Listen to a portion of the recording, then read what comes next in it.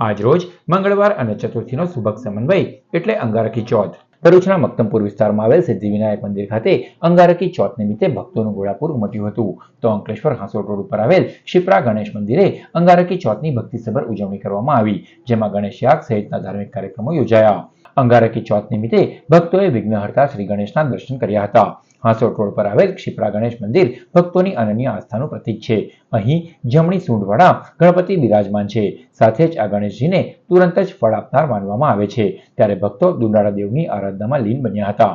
આ પ્રસંગે ગણેશ યાગ સહિતના ધાર્મિક કાર્યક્રમો યોજાયા, જેમાં શાસ્ત્રોક્ત વિધિ અનુસાર દુંદાળા દેવની આરાધના કરવામાં આવી.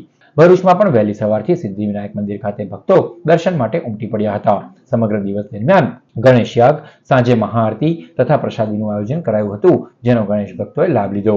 જય ગણેશ. શ્રી સિદ્ધિવિનાયક મંદિર મક્તમપુર ભરૂચ અંગારિકા ચોથ નિમિત્તે મંદિરમાં ગણેશ યાગ ચાલુ થઈ ગયો છે. સવારના 9 વાગ્યાનો, સાંજે 5:30 વાગ્યા સુધી યજ્ઞ ચાલુ રહી છે. નારિયેળ ઉમવાનો ટાઈમ 5:30 વાગ્યાનો છે.